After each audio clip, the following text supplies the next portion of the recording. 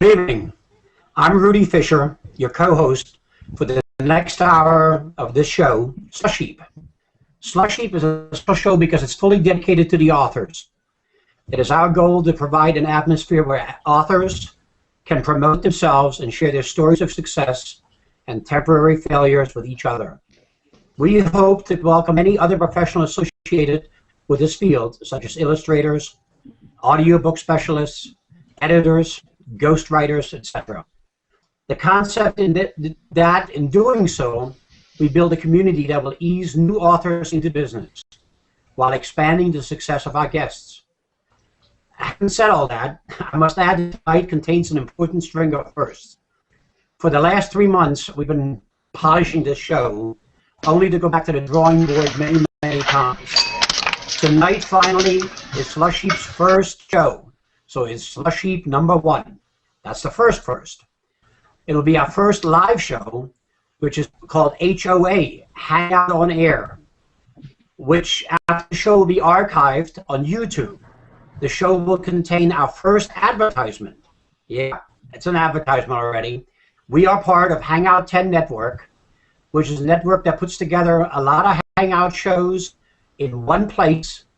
So next week I will have that information in front of me, where you can go to that place, the same as that URL, and find out how many other shows they host, and maybe get interested in some of them as well.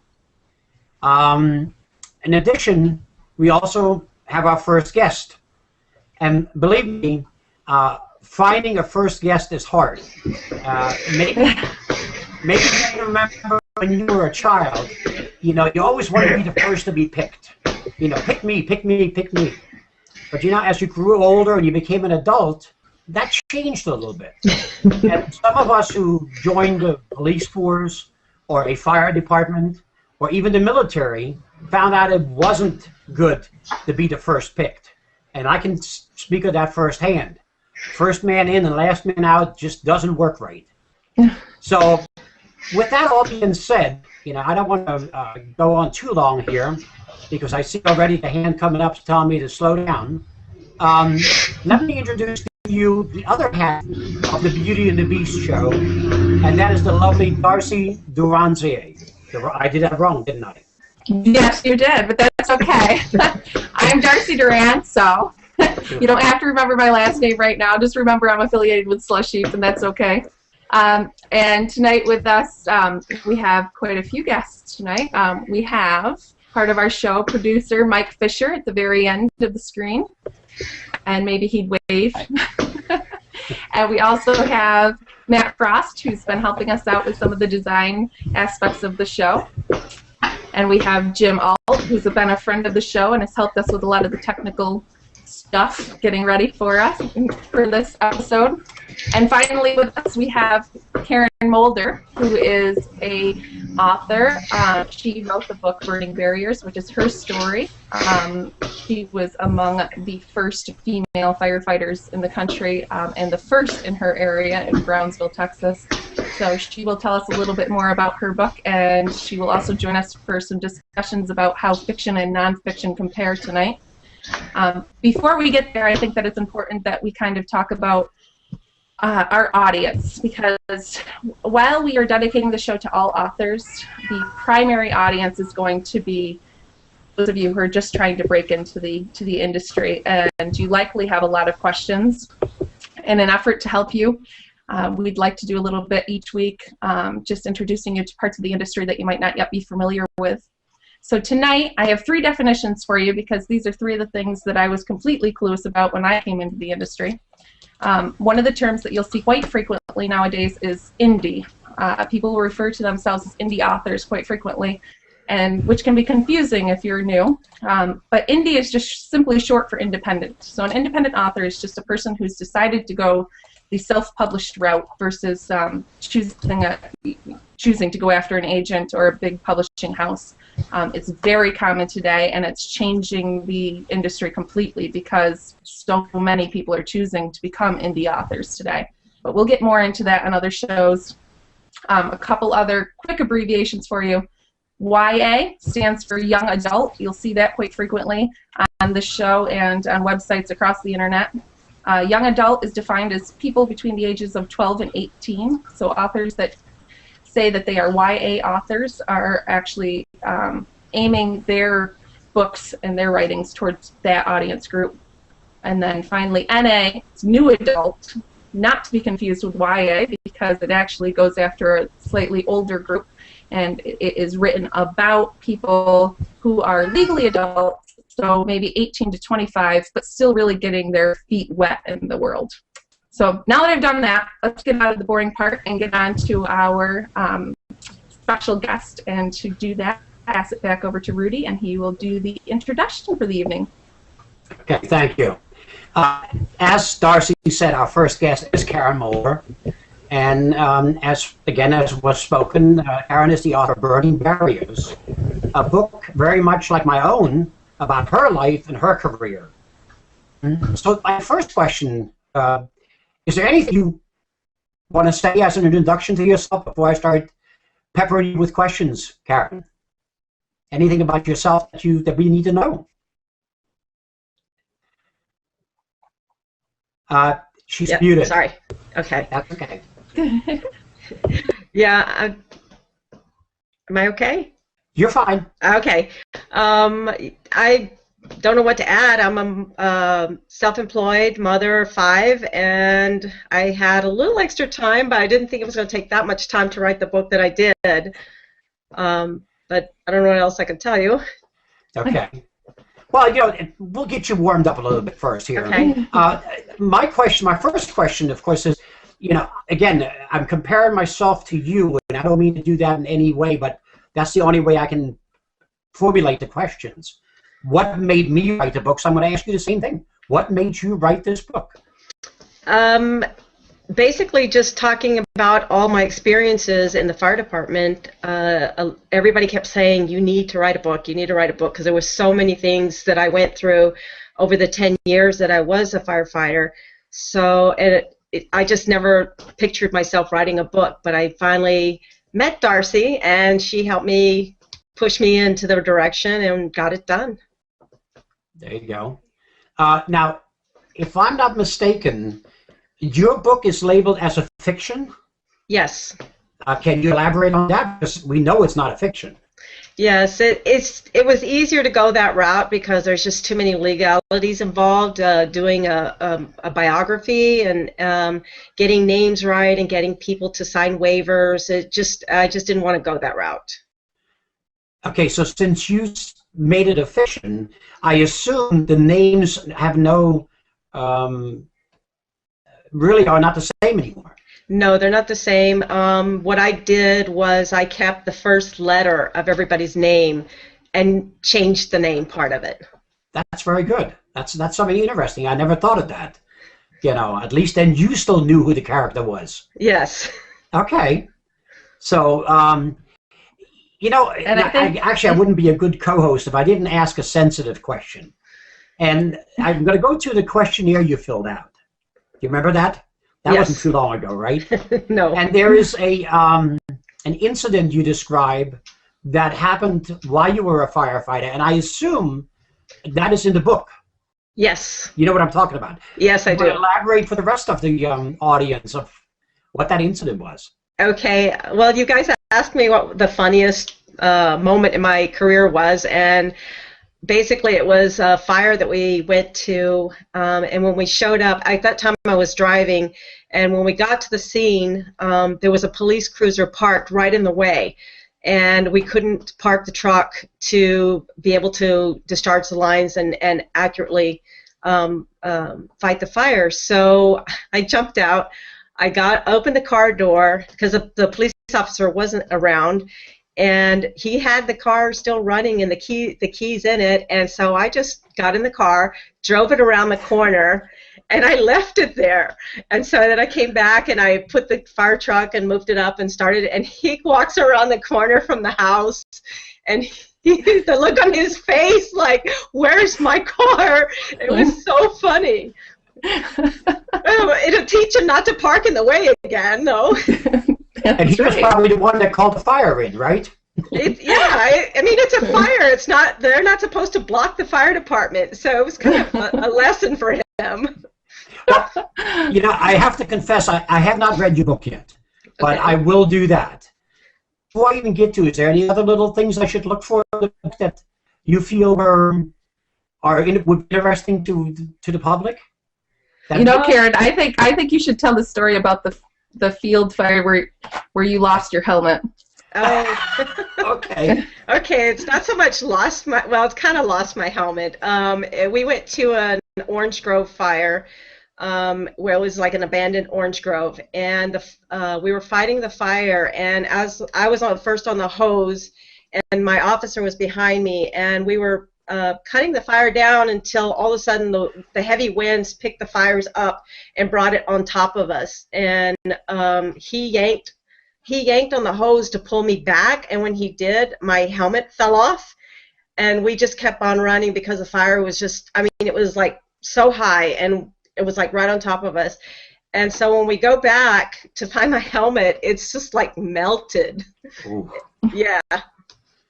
Yeah, you kept it as a souvenir. One of the guys did, right? Yes, one of the firemen kept it as a souvenir. You mean a little piece of melted something on there? Yeah. That's very good. Well, the one thing, a question I hadn't thought of, and listening to you, I guess you went in as a rookie. Yes. You probably had to go through fire school? We went through training, yes. Okay. And at one point, you just tell me you drove the truck. Yes. I never got to drive a fire truck yet, so, Oh, it's exciting. You've done more than I have done in that case. It's very exciting. And I guess I'm asking this because you did enter an all-male world when you became a firefighter. I'm sorry, what? You went into an all-male world. Yes. It didn't seem to stop you from doing what you wanted to do. Was there a lot of pressure, negative pressure, or barriers that you had to overcome? Yeah, when I first came in, you have to understand too, where I came in, it was very Hispanic populated because we were right on the border, Texas and Mexico. So they have that macho attitude that, a woman shouldn't be doing or could not be doing, the manly job that they're doing. So I did get a lot of resistance at the beginning, well, actually through my whole career, but mainly at the beginning. And the only changes that they made when I came into the department were to put locks on the bathroom doors. That's it. Okay. I mean, when I came in, they told me, "Oh, we're gonna put dividers between the beds because it was like a big open room with lots of beds." And they didn't do that. They said, "We're going to issue everybody shorts and T-shirts, when you stay overnight," because it was a 24-hour shift. They didn't do that. So the only thing they did was come in and put locks on the doors, and that was like probably weeks after I got there. Now, since the book has been published, have you had a lot of people respond back to you, and what is the gist in that? I mean, when they do it, Nope, we lost Rudy for a minute. I think he's just asking about the feedback of your book. Are you getting a big audience feedback, and what are the stories that you're hearing from people in return? Basically, what I'm getting is that it's an easy read and that they have enjoyed the story and it kept them, my mom was saying, I was only going to read so many chapters and stop, and she's like, but I didn't, I kept on reading. So it's set up in a way so that, the way the story goes, it makes you want to keep reading it. And everybody, like I said, everybody said that it's a fairly easy read, and my dad asked me, when are you writing your next book? And I was like, I don't know. Now, one of the things that you said, that it's set up so that people can keep reading, or want to keep reading, I guess I should say. Do you have any tips for authors, because really our audience is new authors, on how to make that happen? Do you understand why yours is set up like that? Since this was the first time I had to do this, the editor that we worked with was really great. And, where most people think, each chapter should end with a story and start with a new story, you kind of actually have to cut it and put it into the second part, the next chapter, so that it leaves them hanging, and they got to read the next chapter to see what happened. And that was something that was kind of new to me. Yeah, exactly. I really liked, actually, that was one of the best pieces of feedback I think that we got from the editor, was just in how to make those chapters end. And I've noticed in reading, I'm sure you have too, that a lot of books do that now, where they'll almost hang a sentence even to make you want to flip the page to go to the next page, which is very important. And I think that's something that new authors really struggle with, or don't understand. Yeah, I didn't either when I first started. Well, right. The two things that I noticed, and you solved one of them basically, was the renaming of characters. And I said to Darcy about a week ago, I said, one of the things I didn't realize is that when we write a book, it's the name that we give that person in the book, that character, means an awful lot. And my example was very simple. You have two characters in a book, an 82-year-old man and a 9-year-old boy, okay? And the 82-year-old man you name Star, and the 9-year-old boy is Abraham. Now, you see, that just doesn't work, And it was very difficult to come up with the fictitious names, because each time I had to think back, and you solved it. Leave the first letter alone. Honestly, that's the best thing. That's the answer. Well, let me tell you, it really wasn't that easy, because like some of the names, it's like, okay, how do I come up with a pretty good name for that letter? Okay, no, that could be. But see, in my case, and I don't know in your book whether your family is mentioned in it. In your case, it would be a husband, I would assume. In my case, it was a wife who absolutely, when she read the chapter that mentioned her, said, no way, no how. That name has to be changed. What can you do, I let my kids pick their names. Like I said, okay, you have to keep the letter, but I told them, you guys pick your names. And so they did. Of course, my daughter wanted to pick some weird, crazy name, and I'm like, no, you're not using that. It's too crazy. Okay, well, that's interesting. I like that. Anybody else real quickly have a question for Karen before we go to the we labeled our next section actually the round table. I like that, the King Arthur's round table. That sounds good. Where we I think Jim had Jim had a question actually. Oh, please. I didn't see your hand go up. I'm sorry, Jim. That's okay. I'm listening to the stories. This is really good episode so far, because one of the things that I see, because I knew some people, I hired this one person working for me, and this was 30 years ago. She came into the lab, and she was a breath of fresh air, because even though we had a mixed group, she was so carefree with her thinking, and that she just didn't see any barriers and would speak her mind, and it was kind of fun to see her interact. When you went into conversation with people, because this is a training environment, you're protecting each other, you're listening to each other, there's a command line involved. In my group, it was a laboratory where we could all just sort of free float and talk. You have a totally different environment where there's a lot on the line, people's lives. Exactly. Did you find yourself able to communicate well with people who've already had a barrier to you even being there? There were times that it was difficult. I know that, like one of the times I had an officer, because like when you're driving the fire truck, this is back when I was driving, when you're driving back from a scene and you're not with lights and siren, you have to obey the laws. Even when you are driving with lights and siren, you're supposed to obey the laws and make sure that the other cars give you the right of way. But when you're driving back, you're just like any other car on the road. And sometimes we would come back late at night, like 2 o'clock in the morning, and he'd tell me to run a light. And I'm like, I can't do that. That's against the law. I know that there's no traffic, but still, it's against the law. So it's like you really have to try and work with them, no matter what type of personality they are and what they have against you, but to try and do the job correctly. And the problem I had was I had a lot of unjust commands given to me. And it's in like a military type setting. So like when you're in that type of setting, military is you follow the directions and then you file appeals and do it that way. And it was tough. And the book has some of the situations that I had to be in, but when it came to breaking the law, I wasn't going to do that. And I think actually a really good example of that, Karen, was cleaning the bathroom. Do you want to tell about that a little bit? Okay, yeah, that was an officer who was out to get me really bad. I came into work that day, and it was considered house day, where we had to clean station, and he told me that I had the bathroom detail, and I was like, okay. So I go in there, and the bathroom has those like 1-inch tiles, not the 12-inch, not the 6-inch, the 1-inch tiles, and he goes in there and he says, I want you to clean the grout on the whole floor. Ooh. and he comes out with his personal toothbrush for me to do it. And so he hands me the toothbrush, and he's like, and I want that back when you're done with it. And I was like, okay. And I stuck it in the urinal, and I'll say, I'll clean it really good. It sounds like he was an ex-military man.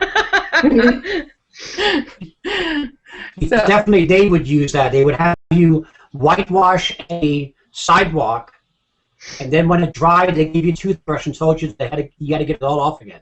Yeah. So that's what it sounds like you went through.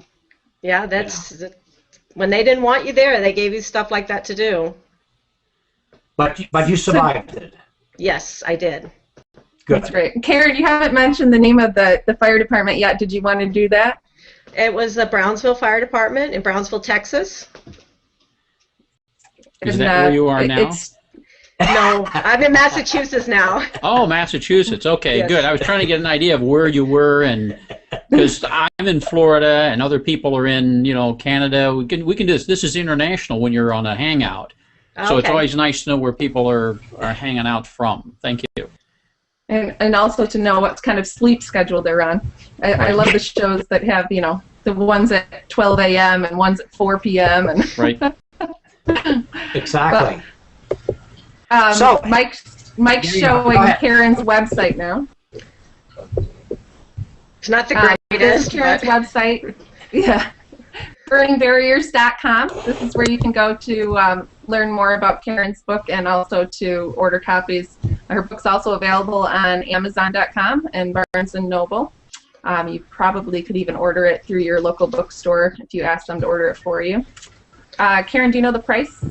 I want to say it's running around $18 or $19 right Okay. now. I also have a Facebook page, Burning Barriers Facebook page, where I interact a lot with the readers.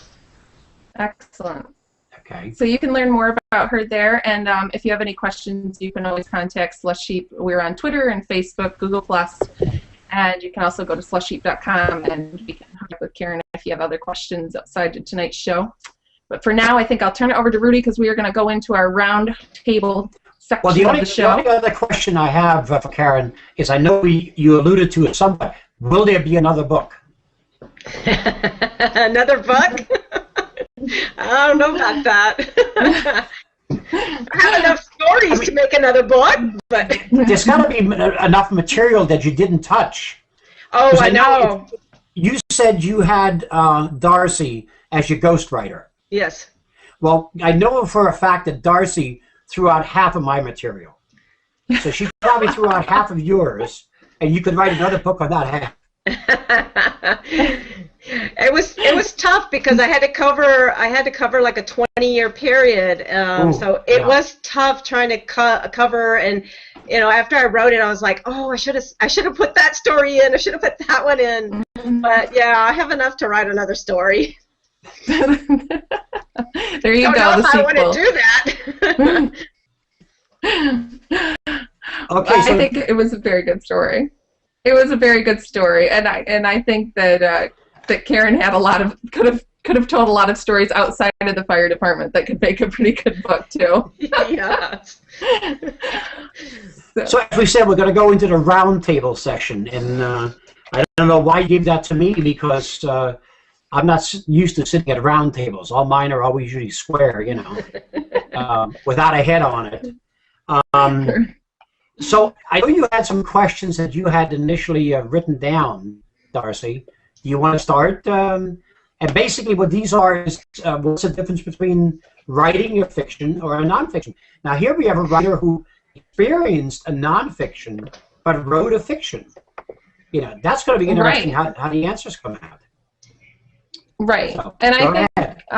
yeah, hold on one second. I'm just pulling this up right now. But I think originally that we had written these to sort of ask of Karen, but I think it's almost more applicable to this sitting to just kind of talk about them.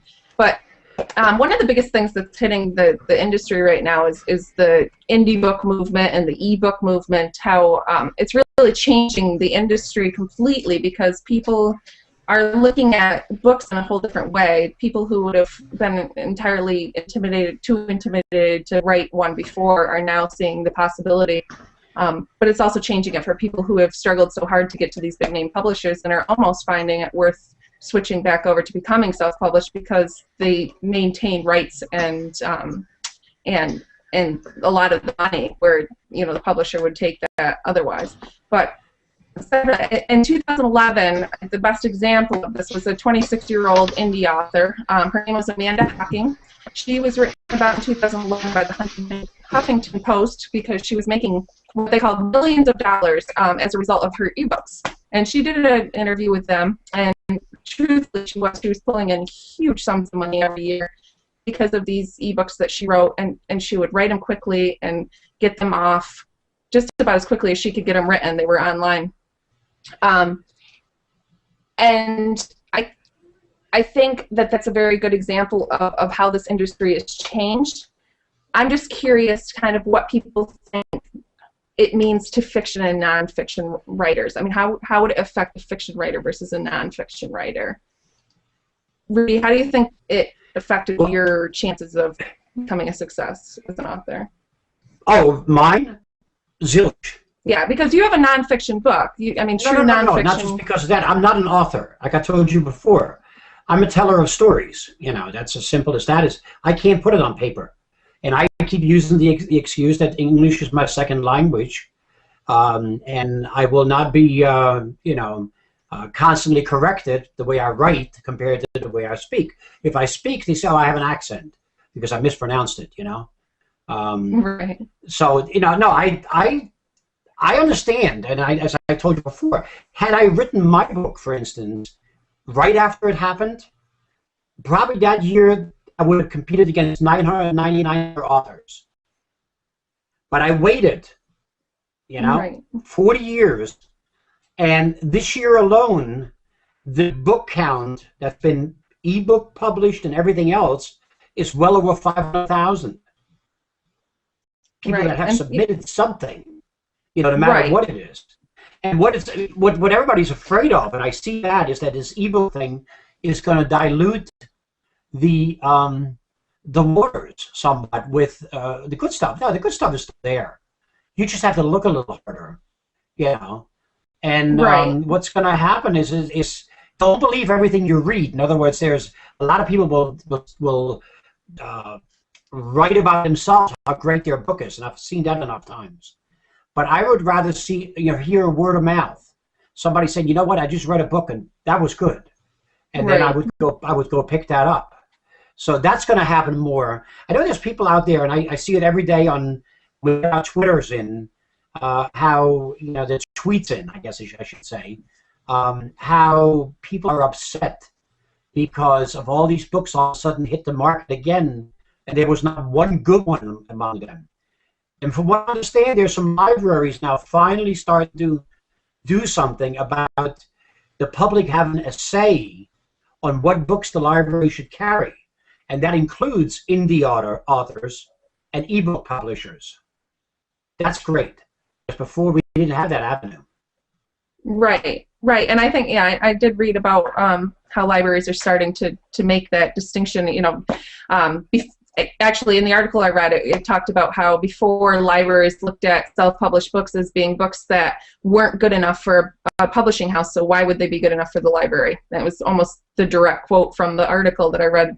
Unfortunately, I don't have that link right now, but anyway, then it went on to say that now libraries are starting to accept the fact that this indie world is really meaningful and that there's a lot of good to be found in it. I guess the bigger question is, I think you kind of have to weigh the two. You obviously have bigger competition, but your chances of getting out to the market are a lot better now because of the self-publishing and the ebook. Exactly. So you're competing against a lot more people, but you're also. So I wonder sometimes how people think of it, because I write books for other people. I have not yet really truly released one of my own. So I often think about how people like you see it. Do you see it as more competition, or do you see it as a better opportunity? Well, what do you think, Karen? I'd say both. Both. It makes it more available to those who can't afford to go and self-publish, or when you can't get someone to publish your book. Yeah, I would say both. Okay. Rudy, what do you think? I think the best example of this, and that what really puts it in context, is 50 Shades of Grey. It came out as an ebook, and it went viral. Okay? Now, I'm not saying, I don't know what made it go viral. The subject matter, the author themselves, the way she pushed it, I don't know. But it went to the point where she didn't have to look for a publishing house. They came looking for her. Right. But if you listen to the people that say, well, ebooks are no good, she would have never been anybody. And yet, she was. Well, I have some experience in the scientific community in my years as a research chemist, and there what was extremely important was when I picked up information that was published, I wanted to know that there was a peer review, and it went through more than just a couple days of somebody reading through it. It went through a back and forth because of the kind of literature it was. However, when you get over into the genres you're talking about, where people can self-publish how-to as well as, recipe books or almost anything, some people do it for merchandising. They don't really care what they're writing about. They don't have any attachment to it. They're just putting it out there. And if enough people like their recipes on how to use potatoes, then that's what they get. And a publisher would say, but we need to make more into this to have it be part of our brand. So now you get back to a question I have related to this, and that is brand. If you're going to publish as fast as you possibly can write, then you're not really establishing a brand so much as just a product that goes out there and maybe makes some money and you have very little invested. So what do you think about the self-publishing and your brand? Well, I think, speaking of Amanda Hawkins, I think that the reason why she, or Hawkins, I guess it is, I think the reason why she was so successful is that she was pushing out decently written books relatively quickly and listing them at a low cost. And she also obviously knew how to market them, which is a majorly important skill as bookstores go down. But getting back to your thing, I think it's difficult. Honestly, I think that the branding of an author is very difficult. I think that they need to be very well versed, which is something that authors in the past didn't really need.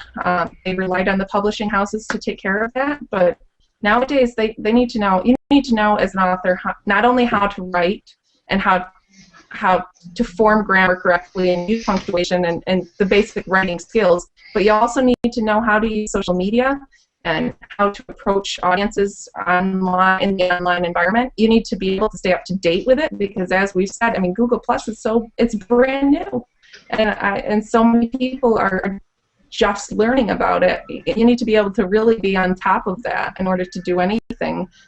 In order to establish a brand, you really need to know how to use the internet in a way that the authors didn't used to have to. I mean, Rudy, you would probably agree, correct? Well, I didn't catch everything because for some reason my computer is slowing down a little bit. But no, I do agree the fact that you have to brand, you have to have a brand and protect that brand and make that worth something. I hear that word more and more nowadays, the branding. Let's face it, with us, we're going to come out with a second book. I'm not in it for money. That's the whole thing. And I told you that from the beginning. I'm not in it for the money. I was in it just to tell the story because so much of what's going on in the world is going to be gone tomorrow. And the children that are born then will never know. You know. Mm-hmm. I happened to be in a place the other day that used to call itself an antique store, and now that word has gone by the wayside because the word antique itself is worth $1,000. Yeah. So if you So it's your turn, Karen. what's that? Oh, you dropped out for just a moment there, Rudy.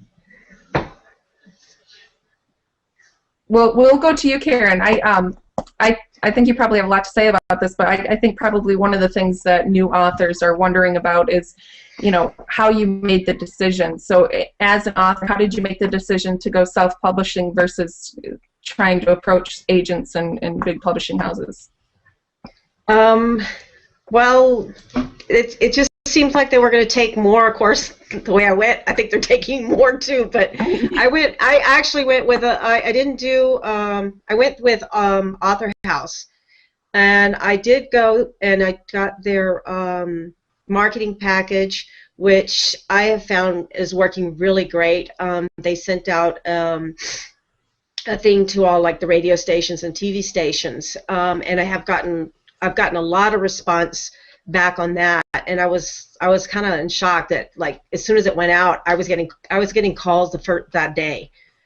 So I think marketing is very, very helpful because they're out there talking to the people who do read, and they're interviewing you and they're telling them about your books, which otherwise they probably wouldn't know about. Right. So did you make the decision based purely on the profit share portion of it, or do you think it was more of a? I mean, it's certainly easier to go if you have the money. It's certainly easier to go to a self-publishing house and do it on your own. Or yeah, I just thought it would be better that way because it was less work for me to have to be out there doing it because I have a full-time job. So it's with their marketing package and with them doing everything, doing the ebook and the publishing, just because it's what is it, print on demand. So everything is all set up, and I don't have to worry about anything. Right, which is nice, so that you don't need to be so much in the limelight, and you kind of can sit back and let them handle some of it. Well, let me ask you this: have you done any book signings? I haven't done that yet. I'm getting close to doing that. I've just done the interviews. I did get Author House asking me if I wanted to do send your book over to their movie section to see if it would be a movie, worthy idea for them to take. So I haven't decided when I'm going to do that, but it's kind of cool. Did they give you any information on that? I mean, how does that work exactly? I think what they do is they must write up some kind of thing based on your book, and they send it over to their department who goes over those things to decide which books are worth making into a movie. And so they've been calling me like every week to do this, and I'm like, I don't know. Good opportunity. So is that something that you have to pay for, or is that? Yeah, I think it was like, I want to say it was like $600 or something like that, just so that they could write it up and present it to the company that looks over them. Excellent. So do they actually make it into a screenplay for you, or? I think they like started off, just so that the people at the movie section can see how it would work, and my book already has a lot of dialogue in it already, so it probably wouldn't be much more from there. But don't be at all surprised if they pick it up. It's not going to be the same thing you wrote. What? I said if they pick it up, don't be surprised if it isn't the same thing that you wrote that will be on the screen. Yeah, that's true. They have a habit of, changing it. Exactly. Mike knows his own brother is in the movie business, and I don't know if you've ever seen or heard of Lovely Bones. Which one? The movie Lovely Bones. Lovely Bones? Yes. Lovely Bones. Oh, yes. The book was fantastic. The movie, Really bad.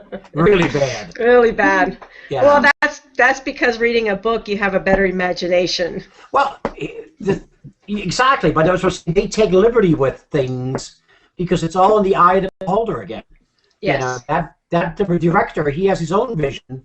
In this case, this guy loved heaven scenes, and what was 2 pages in the book turned out to be 30 minutes in the movie.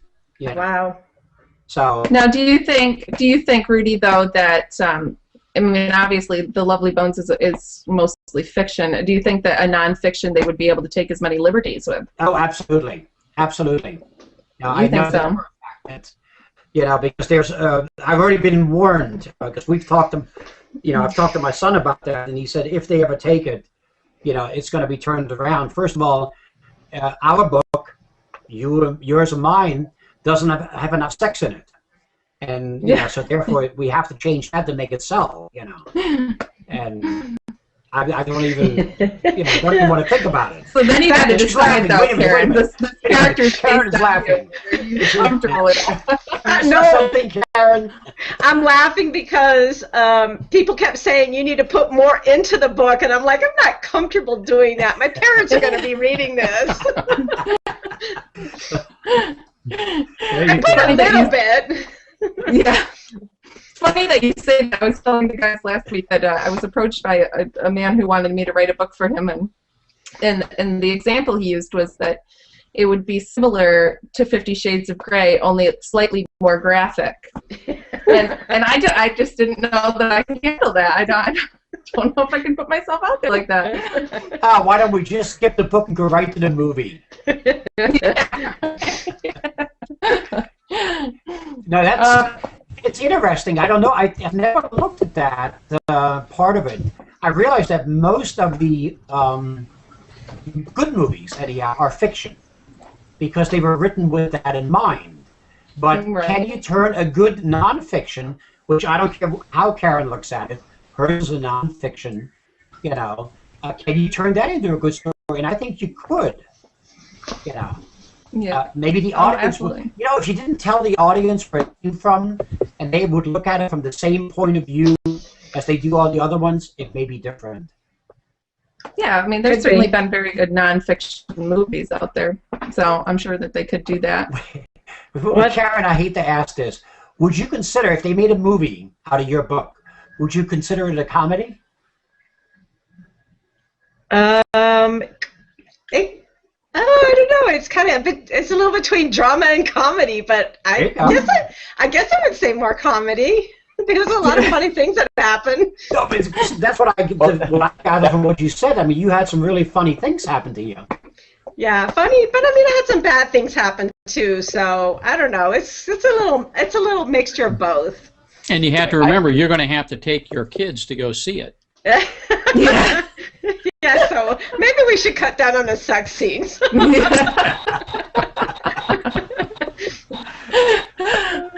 right, I am going to move us along, guys, because I have another question I want to ask before we have. And just before you do that, Darcy, you know, as we Yeah. said, I do have an appointment in about 15 minutes I have to go to. So I'm going to have to say, you know, goodbye for now. I really appreciate being on your first show. This is a momentous event because I know you've worked so hard to get to this point. You went through all those decision-making. You consulted tea leaves and everything else. And then you got the, you know, Karen on the show, which I really enjoyed meeting Karen and hearing more about her story. Hopefully she'll come back on and help, you know, put the questions to other authors when they come on. So that would be really cool. Good to see you again, everybody, and the crew, the way we call it the peanut gallery out here in some of our little hangouts. For those of you who don't do anything with, you know, social media much at all, but you found this on YouTube, Hangouts are really a wonderful medium, and it's really a testament to how much work and effort that this came into being because, you know, Rudy and Darcy have put in a lot of work, and yet I think they're going to really enjoy this. So congratulations on show number one of many to come. Thank you. Thanks. Have a Thank good you. night, Jim. Thank you for your help. Thanks. You're welcome. Bye. Bye. Okay, and I'm So going to your move us next- over to another topic real quick. I mean, very, very closely related to what we've been talking about. But not long ago, I was reading another article that was it was actually an interview of the guy who wrote the book that was the basis of The Social Network, the movie. He wrote the book behind that, and in the interview, he was asked about his reading habits, and he made a comment that he never reads nonfiction because he finds them to be boring. And I think that that's a really bad stigma that nonfiction authors have to overcome, and I'm just kind of curious how you guys have tackled them. Well, go ahead, Karen. You take the first shot at it. Thanks. I don't think yours was boring at all. Well, that's why it's fiction and nonfiction. No, it's not, Yeah, I look but at it as label. nonfiction, but it intrigued me to go and get the book now. Yeah, I mean, if I'd have put it nonfiction, maybe I wouldn't have as many people reading it. I don't know, but yeah, I tend to agree with people. When you say it's nonfiction or a biography, you think, oh, it's it's going to be long and drawn out and boring, and you're not sure what to expect from it. So I don't know. Well, a biography, yes, I would almost tend to agree. Can be very boring. Again, if it's about one person, that's tough. But that's not what it really is all about. I mean, it's not just you or me. It's about everybody around us that's in our books. Right. And that's what makes it so different. It's not who we are, it's what we experienced. And like I said, that in itself, it'll give you laughs, it'll make you cry, whatever, Right. And I found that to be the answer with a lot of the people that have come back to me and said, hey, of all places, when I go to church and the people in there say, oh, I just finished reading your book, when is the next one coming out? That tells you something. Yeah. They weren't bored. If they were bored, I don't know if it's hard to bore anybody in church, but if they were bored, they wouldn't be asking for the next installment of it. And I think that's the whole thing. Yes, I agree with you. A nonfiction can be just as good as a fiction, except it is already written for you because you experienced it already.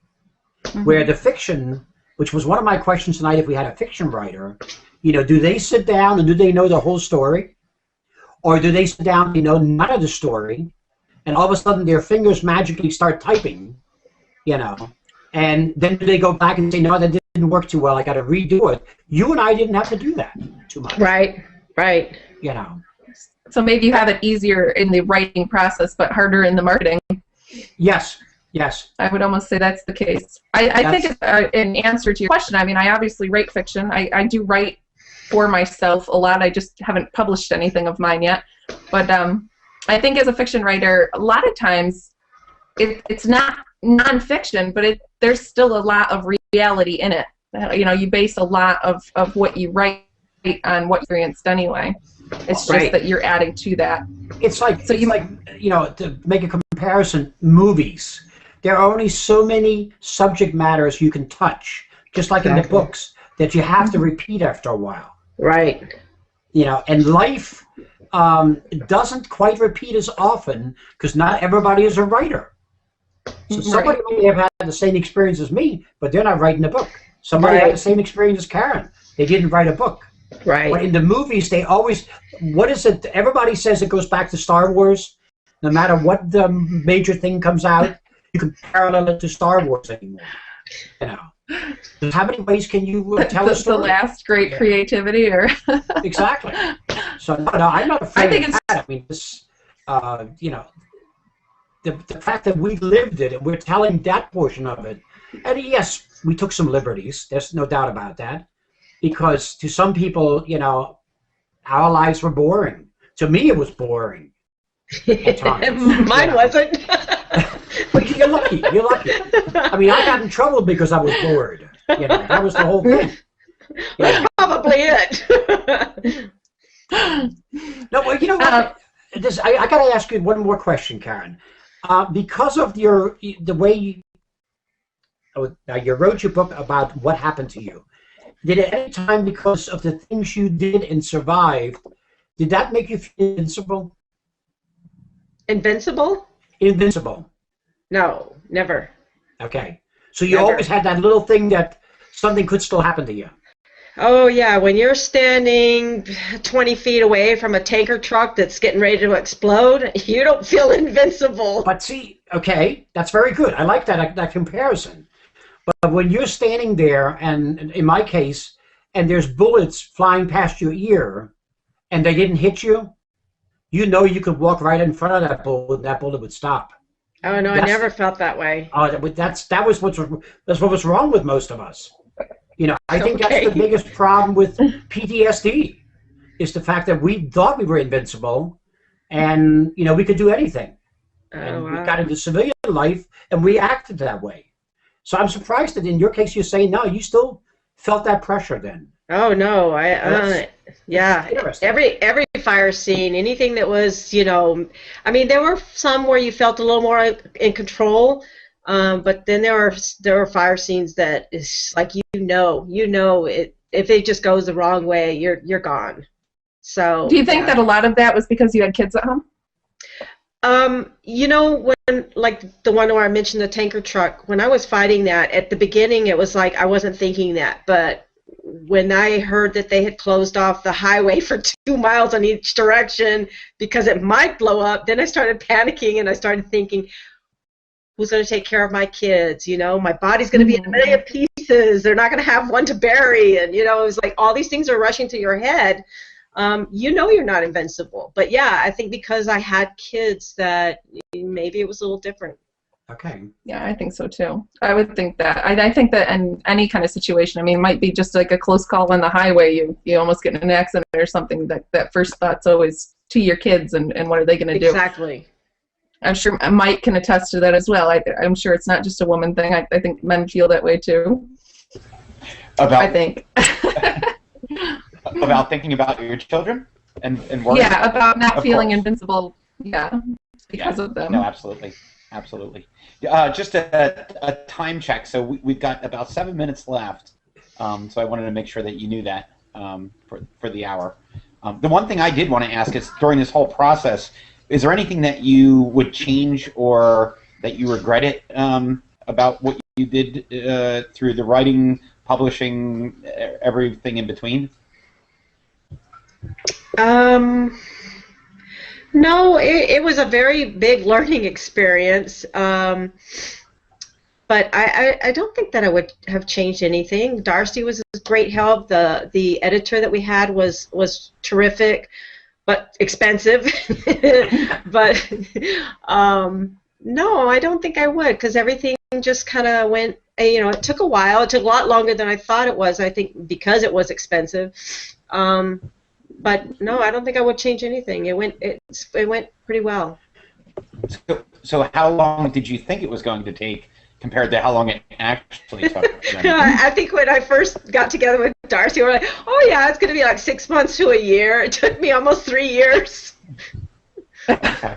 I was going to say, I think we had the writing done in probably 9 or 10 months, and then the editing phase was like forever. Yes, it was.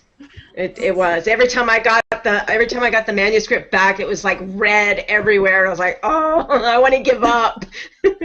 But the editor was really good. He kept saying, you know what, you're learning, and this is a learning tool, and it's teaching you how to do it. So take it that way, and not that it's a bad thing.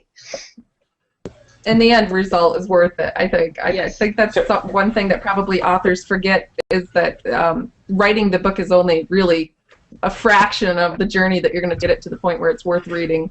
Yeah, I really am happy with the way it came out. Not to pry on it, but you're saying that you financed the book yourself. Yes, I did. So you didn't go through anything. There's enough avenues out there nowadays where you can raise funds in order to do such a thing. Oh, really? Kickstarter is one of them, for instance, and there are others. Which is one of the things we're going to get into one of these shows. Okay. And it was funny because it was Mike's oldest daughter who's the real whiz to me as far as guiding me the right direction.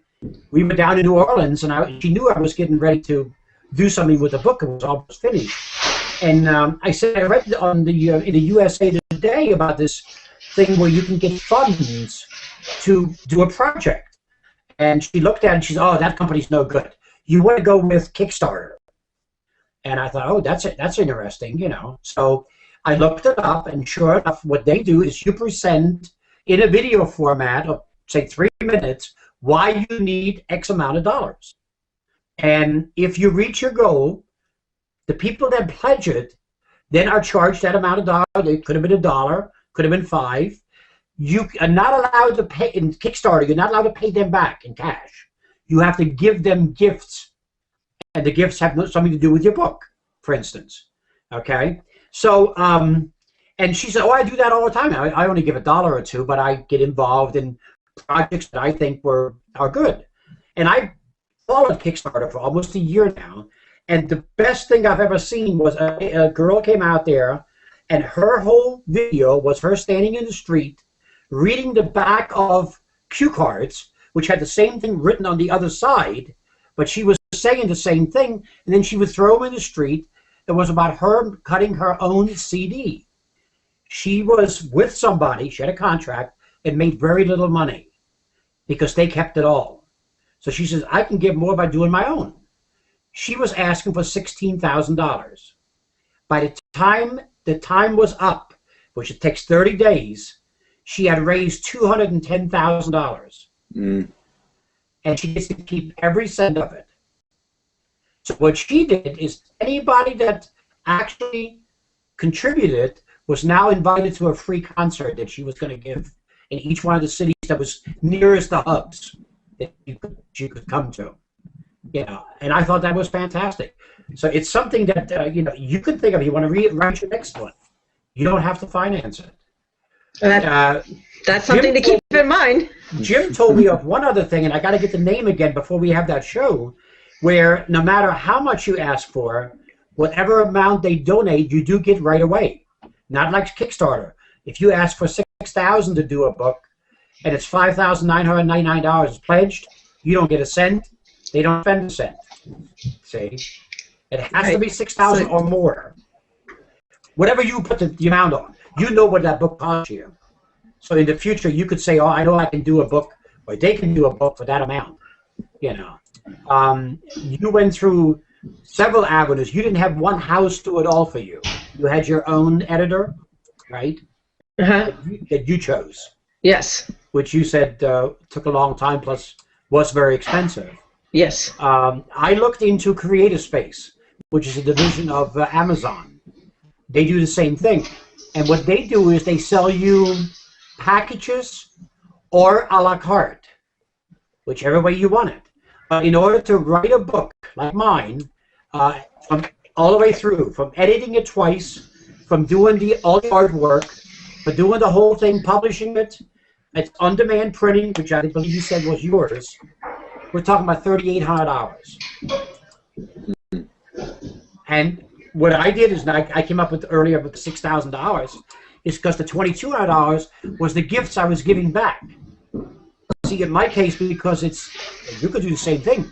You could give back fire engines, since you're a firefighter. See, I'm giving back airplanes. And if you're a cheapskate, the airplane is made out of wood. And if you're a big contributor, the airplane is made out of crystal. That's why it costs so much, you know. But it's just something that, you know, I'm glad that we're going to touch on all these things as we go down the first 13 weeks. You know, we're going to get to the editors one of these days, and maybe we can invite the editor you had, and really put him under the fire, you know. So I guess Darcy will remember who it was, probably, right? Yeah. We'll make sure we get that contact information, but we're really, talking to him. We're almost there, and I'll tell you, Karen, I want to thank you for being here tonight. This was, our first one was a lot of fun. Yes, it was. And we said that to ourselves all along. We don't want to make these things where it's boring, and I don't think it's been boring. You know, I learned a lot. You've been a lot of help, and you know what? Once we get everything done and we go further into it, I'd love to have you back someday again. Oh, great! I would love to. Absolutely. Okay. Rudy, I think that we should quickly mention that next week's show, we're going to aim to do children's authors. Is that correct? That's correct. So we are looking for guests for next week's show to talk about children's books, and we'll talk about a lot of the processes that people go through in order to create those books. Again, we appreciate you being here, Karen. It was fantastic having you. And Thank you. as always, we appreciate Matt and Mike being here to help us out behind the scenes, because if they weren't here, it would probably be a lot less attractive to watch. Thank you. I had a good night. I'm glad that it went so smoothly, and I look forward to next week. Okay. Thank you. Thank you, very everybody. much. It's a wrap. Have a good night.